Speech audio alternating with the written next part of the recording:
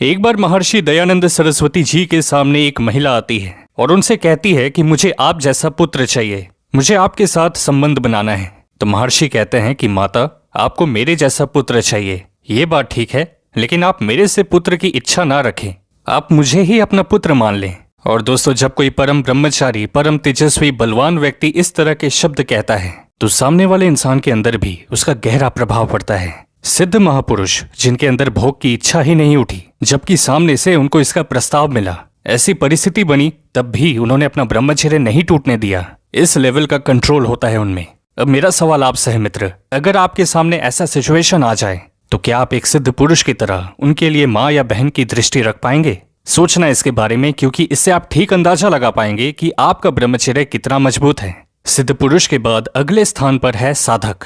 इनके मन में भोगने की इच्छा आ सकती है, लेकिन ये अपनी बुद्धि का सहारा लेकर अपने मन को वश में कर लेते हैं। अगर आज हमारी युवा पीढ़ी इस साधक की श्रेणी में भी आ जाए तो ये देश और भी नई ऊंचाइयों को प्राप्त कर सकता है। आने वाली पीढ़ी कैसी होगी वो निर्भर करता है कि आज युवा किस दिशा में आगे बढ़ रहा है। तीसरे स्थान पर है आसक्त व्यक्ति, जो ब्रह्मचर्य पालन करने का संकल्प तो करते हैं, लेकिन जैसे ही मन में कोई गलत विचार उठा, कुछ देख लिया कहीं पर या सुन लिया हो, तो फिर वो संकल्प को भूल जाते हैं। यहाँ पर एक और जरूरी बात ऋषियों ने हमसे कही है कि अगर कोई ब्रह्मचर्य पालन करने की कोशिश भी कर रहा है तो भी वो एक भारी मात्रा की भीड़ से अलग है। उसमें संभावना है उन सब से आगे निकलने की।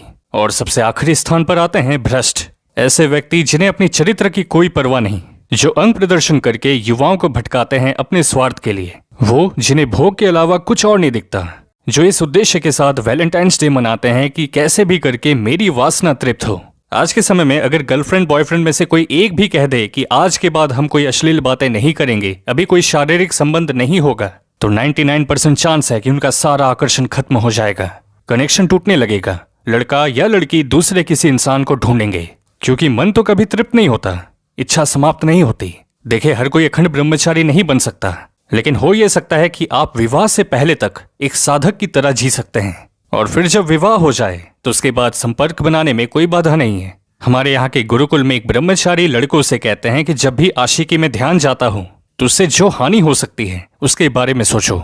जैसे एक लड़का लड़की जो विवाहित नहीं है, अब वो अगर वैलेंटाइन डे के नाम पर ऐसी गलत क्रिया करते हैं और लोगों ने, उनके परिवार वालों ने ये सब देख लिया, तो उनकी कितनी बदनामी होगी, चरित्र पर दाग लगेगा, जिसे हटाना सबसे मुश्किल काम है। अगर लोगों से बच भी गए तो मान ले अगर उस लड़की ने बाद में जाकर लड़के के नाम पर कोई बड़ा आरोप लगा दिया, यहाँ तक कि लड़के कुछ नहीं भी करते तो भी फंस जाते हैं। इसलिए हम आपसे कहते हैं कि लड़कियों से चैटिंग ना करें, उनकी फ्रेंडशिप की आपको कोई जरूरत नहीं पड़ेगी। ये सब पश्चिम देशों की उपज है। जब जब हमने अपनी शिक्षा व्यवस्था को छोड़ा, अपने आयुर्वेद को छोड़ा, अपनी संस्कृति से दूर होना शुरू कर दिया, तब तब हमें नुकसान ही हुआ है। इसलिए हमें अपने मूल सिद्धांतों और ऋषियों के नियमों के साथ आगे बढ़ने का संकल्प करना है। अगर आप वैलेंटाइंस डे नहीं मनाएंगे, आप अपनी संस्कृति के साथ हैं और हमेशा रहेंगे, तो इस वीडियो को लाइक जरूर करें। हेल्थ और मोटिवेशन से रिलेटेड और भी जरूरी कंटेंट आपको हमारे इंस्टा और टेलीग्राम पर मिलती रहेगी। दोस्त, ब्रह्मचर्य को लेकर एक काफी इंपॉर्टेंट वीडियो का लिंक डिस्क्रिप्शन में है, उससे हर लड़के को काफी फायदा होगा, तो जरूर से चेक कर लें। सभी के लिए मंगल कामना। हम लोग साथ मिलकर इसी तरह ब्रह्मचर्य का पालन करते रहेंगे।